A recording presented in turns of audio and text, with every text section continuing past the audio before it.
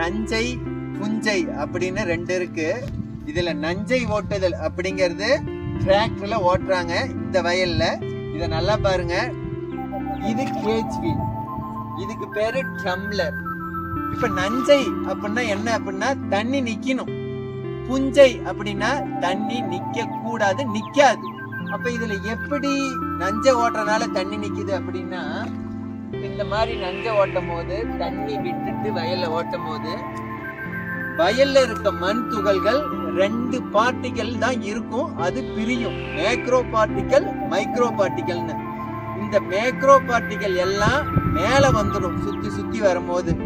இந்த micro particle எல்லாம் கீழே வந்துடும். இந்த மைக்ரோ பார்ட்டிகல் கீழே போய் ஒரு லேயரை ஃபார்ம் பண்ணும். அந்த லேயருக்கு பேரு இம்பர்வியஸ் லேயர் அப்படின்னு சொல்லுவாங்க. இதுதான் நஞ்சை நிலத்தோட அறிவியல். In English called as puddling science அப்படின்னு சொல்றது இதுதான். இதனாலதான் நீங்க தண்ணி விட்டு நஞ்சை ஓட்டிட்டு தண்ணி விட்டீங்கன்னா நிக்கிறது. இந்த மாதிரி நஞ்சை ஓட்டுறதுனால எவ்வளவு தண்ணி நமக்கு தேவை அப்படின்னா 250 mm தண்ணி தேவை. 250 mmனா என்ன சார் அப்படின்னு நீங்க கேட்டீங்க அப்படின்னா, ஒரு ஹெக்டர் வயல்ல 1 mm தண்ணி நின்னுன்னா 10,000 லிட்டர் வாட்டர்.